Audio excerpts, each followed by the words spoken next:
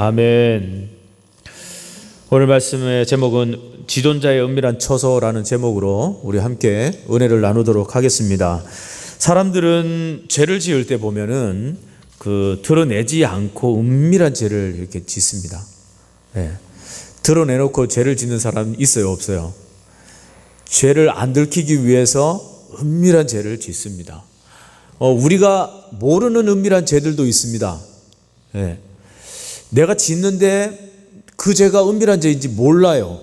오늘 한 예로 들면 우리 다음 세대 어린애들 있지 않았습니까? 요한이나 막 이렇게 오늘 많이 뛰어다니던데 형아들이 뭐 이렇게 뽑기를 했어요.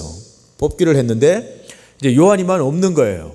그래서 아빠가 그걸 광경을 보니까 다 있는데 다 뽑고 와 하고 있는데 요한이만 이렇게 없는 거예요. 그러니까 요한이 막 부러워서 침을 흘리면서 막 옆에서 보고 있는 거죠. 예. 너는 없지? 막 그러면서 막 그런 거예요. 너도 돈으로 네가 뽑아? 막 그런데 요한이는 돈이 없는 거죠. 그런 상황이 있는 거예요. 근데 그거를 놀려먹는 거죠. 놀려먹는 거야. 예. 없다는 것을 인해서 막 이렇게 놀리는 그런 게 이렇게 살짝 이렇게 비치는 거예요. 예. 그러면서 그런 것을 볼 때 우리도 이렇게 살아가면서 그게 뭐 알고 그러는 게 아니잖아요. 그죠? 모르고 하는 그런 죄들, 은밀한 죄들이 너무나 많아요. 예. 그거 드러날 때, 예? 모르고 지었던 죄들이나 뭐 알고 지었던 죄들, 그게 드러날 때, 우리는 어떡하죠? 은밀하게 은폐시키고, 은밀하게 그걸 없애려고, 그죠? 막 흔적들을 없애고, 막 주위에 뭐 없나, 없애는 것이죠. 그죠? 지금은 완전 범죄가 없는 것 같아요. 저도 뺑소니 우리 요한이 당해봤지만, 카메라가 여기 하나, 2개가 설치되어 있었거든요. 근데 이렇게 우리 아들이 다리를 이제 트럭이 지나가는 것을 이제 찍혀야 되는데 안 찍힌 거예요. 그냥 이게 이렇게 훅 하고 지나가고 아이를 이제 붙들고 막 애들이 뛰어와서 여기 딱 그게 다거든요. 그런데 그거 하나 사건을 추적해서 혹에도 저기 일대를 있잖아요. 일대 그 카메라들을 다 뒤져가지고 연결하고 종합시키고 그 사람이 어디에 있는지까지도 다 분석을 해요. 예. 그게 걸리는 게 한 15일 정도 걸리더라고요. 예. 그 기다리는 데만, 이게 막 스트레스가, 기다리는 부모는 스트레스가 너무 큰 거예요. 예. 이게 막 잠도 안 오고, 이게 뺑소니처럼 가버렸으니까, 이게 막 잠도 안 오고 계속 그게 연상이 돼요. 늘 이게 투명 거울이 있으면 그 비치는 모습이 항상 그 사고 난 그게 보이고, 이게 그 상황들이 보이는 거예요, 이제. 계속 이렇게 비치더라고요. 그런 거 보면서 그분은 모르겠습니다. 뭐 그냥 내가 못 봤다라고 그러는데, 그 지나가면 이게 덜커덩하고 또 뭐 애가 막 울기도 하고 막 애들이 또 막 꺼낸다고 와 하고 막 그랬었거든요. 근데 그걸 못 봤다라는 게 참 신기한 거예요. 그게 또, 그죠? 근데 못 봤다라고 그러고 또 이제 와가지고 또 뺑소니를 좀 풀어달라고 그러고, 예? 막 그냥 뭐 그러는데 또 목사의 신분이다 보니까 뭐 어떻게 할 수도 없는 부분이고요. 그걸 만약에 뺑소니 처리가 되면 그분은 모든 정지가 되고 뭐 빨간 줄이 그어지고, 예? 뭐 완전히 엉망진창이 되는 거예요. 회사도 뭐 차 운전도 못하고 뭐 또 구속이 될 판국이니까 이게 뺑소니 사건이 굉장히 크답니다. 크게 되어 있어요. 완전 범죄자예요. 그렇게 되기 때문에 내가 안 풀어주면 굉장히 곤란한 상황에 있는 것이죠. 그러면서 만약에 그걸 노골적으로 했는데 그걸 가리기 위해서 난 몰랐어요. 그러면 그걸 은밀한 걸 가리기 위해서, 그죠? 얼마나 많은 것들을 다 없애야 돼요. 저 일대에 있는 카메라들을 뭐 어떻게 해서든 이렇게 다 없애야 되는데 불가능한 겁니다. 불가능해요. 제가 무엇을 말씀드리냐면 지금은 범죄하면 자수해라. 지금은 범죄하면 무조건 자수해라. 정직한 게 오히려 죄를 다 깎아내리는 거예요. 예. 그게 하나님 앞에도 정직하고요. 그러니까 하나님 앞에 우리도 은밀하게 숨길 게 없어요. 하나님 앞에 우리가 죄 짓는 거 하나님 앞에 숨겨봤자 하나님이 다 아시지 않습니까? 그죠? 근데 우리가 이 땅에서 드러나는 게 두려울 뿐이지 그냥 공개하고 드러내면 오히려 편할 것 같아요. 네, 편할 것 같아요. 그러니까 우리들이 은밀히 행하는 일들이 너무나 많다고요. 그 드러날 때 얼마나 더 부끄럽습니까? 아담과 하와에게 뱀이 찾아와서 유혹할 때 은밀히 사람의 마음을 유혹해서 하나님처럼 된다고 만들어 보세요. 그죠?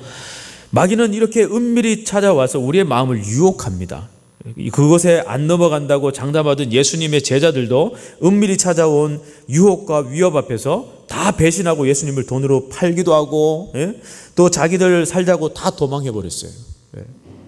마귀는 사람들의 마음을 미혹할 때 두려움으로, 공포로, 돈으로, 아니면 성적인 것으로 미혹을 합니다.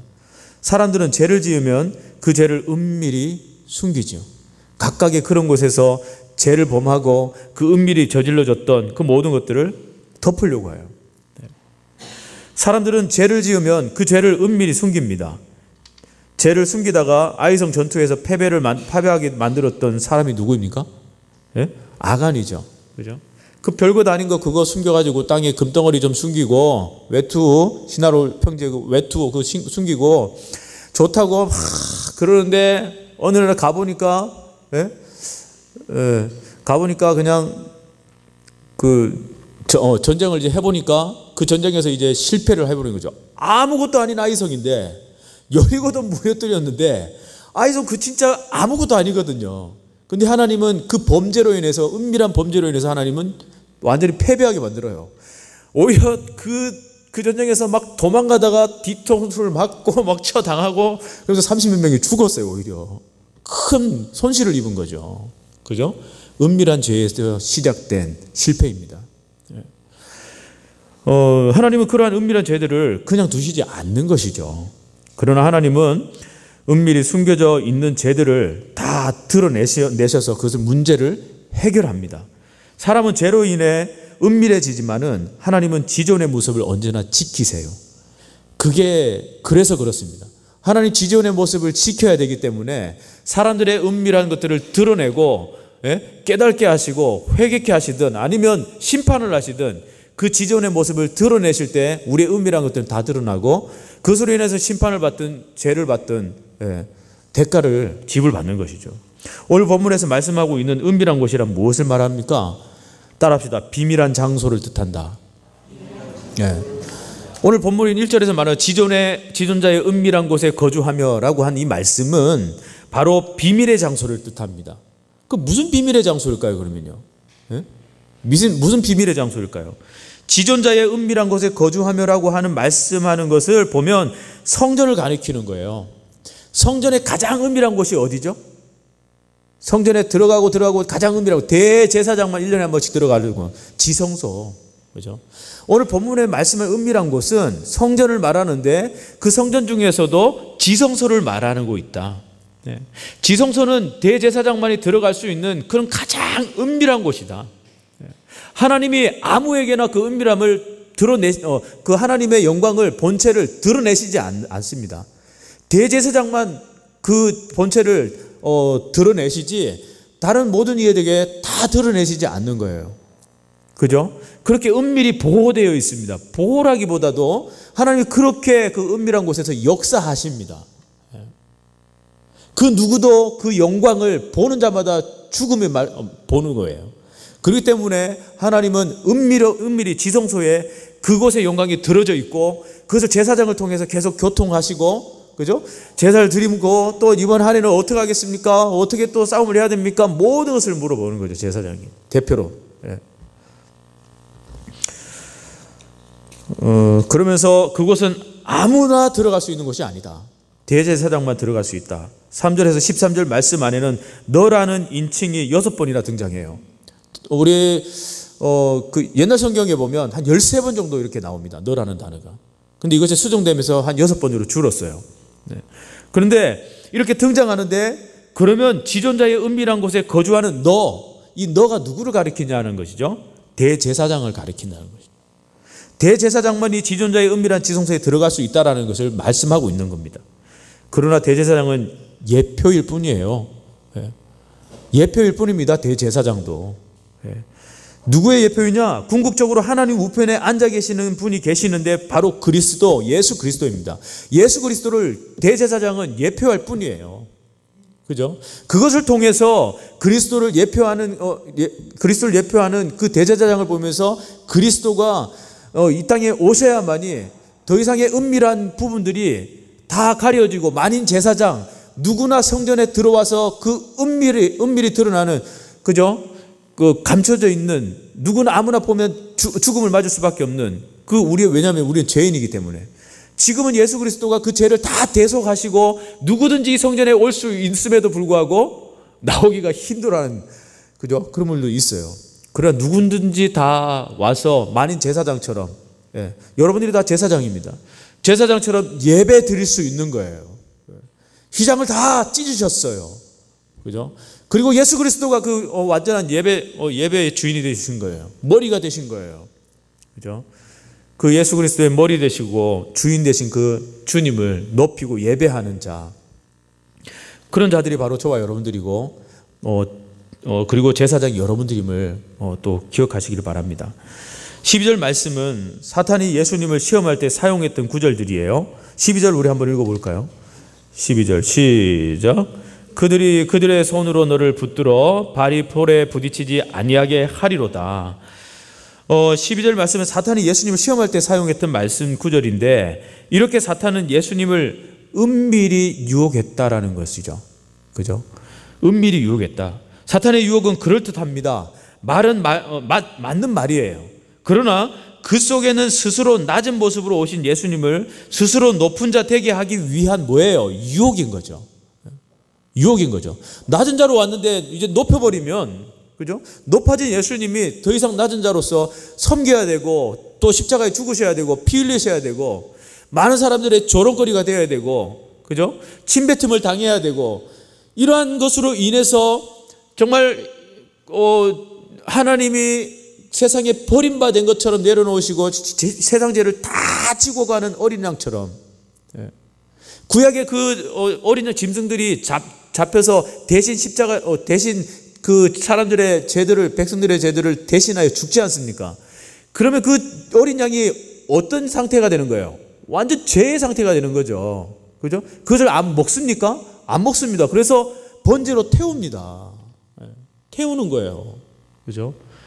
그러니까 사람의 그때 당시의 죄나 지금의 죄나, 그죠? 죄는 어떻게 해결할 수 없는 것이죠. 근데 주님이 그 죄를 담당하시기 위해서 그 가진 고난과 피 흘리심과 조롱과 모든 것들을 다 짊어지셨다는 거죠. 그래서 우리가 정말 이곳에서 저 여러분들이 편안하게 예배드리고, 편안한 게 맞는 말인지 편안해도 너무 편안하게 예배를 드리고, 그러나 우리의 신앙과 이 신앙의 정신들은 정말 하나님을 향하는데 정말 거룩하게 세워져 있어야 되는 것이죠. 그것만 세워져 있다면 뭐 다리를 꼬든 뭐 어쨌든 뭐 어떻게 예배를 드리든 그건 상관할 바가 아닐 것 같습니다. 사탄의 유혹은 그렇게 정말 예수님을 유혹했습니다. 그것은 은밀히 이루어졌다는 것을 우리가 기억했으면 좋겠습니다. 우리에게도 사탄은 은밀히 다가옵니다. 그 은밀한 사탄의 유혹을 분별할 수 있기를 바랍니다. 분별하지 못하면 그 은밀한 곳에서 우리가 넘어질 수밖에 없죠. 1절에서 2절의 말씀에 공통적으로 나오는 중요한 부분의 말씀이 있습니다. 그것은 뭐냐면 거주하며 사는 자여 라는 말씀이에요.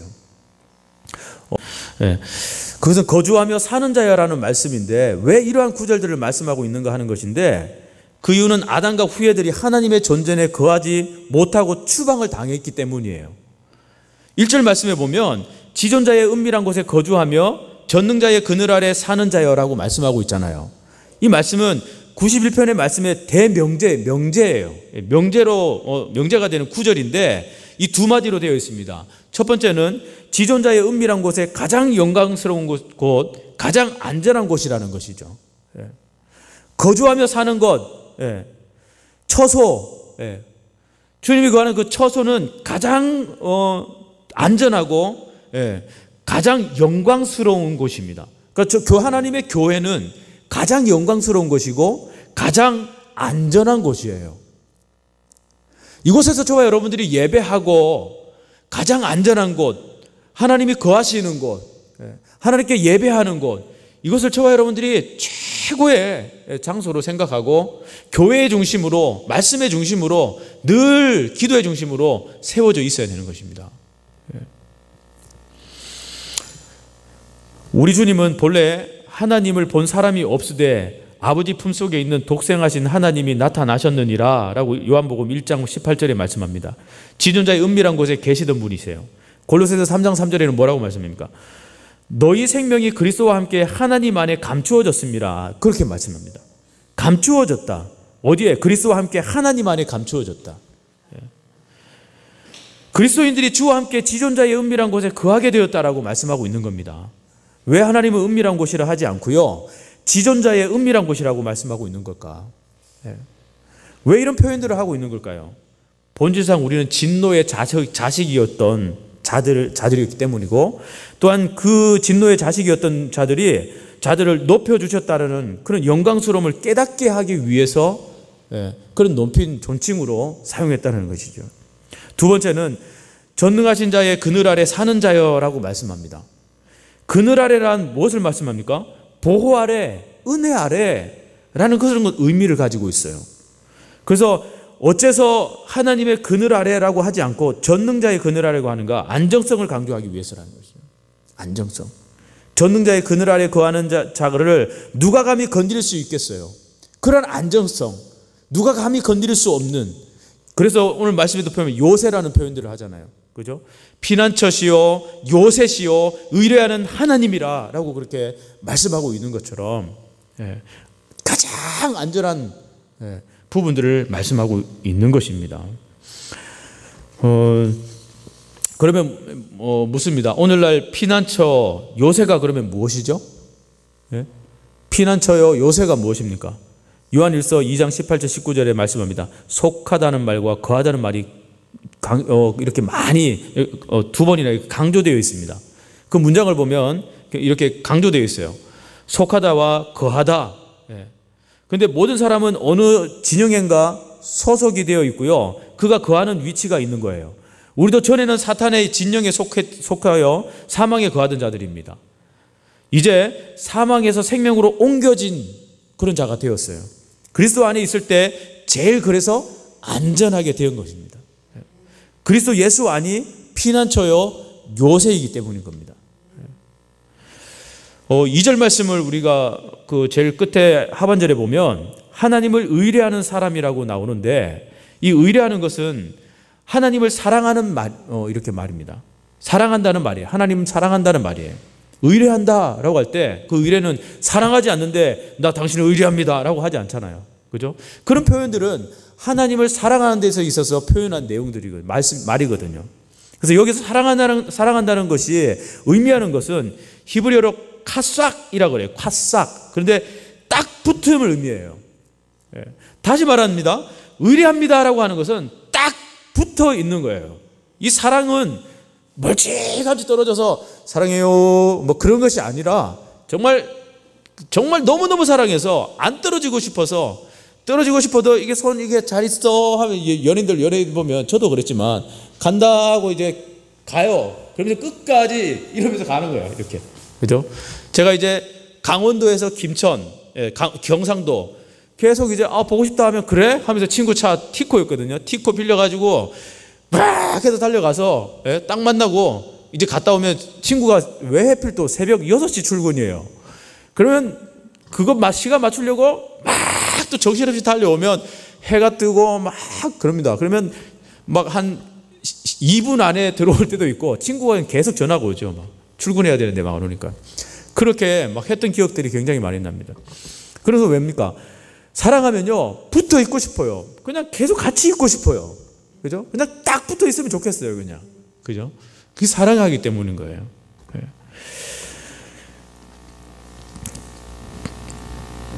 그래서 하나님께서 딱 붙어 있는 사람이 하나님을 의뢰하는 자라는 것을 우리가 깨달을 수 있기를 바랍니다.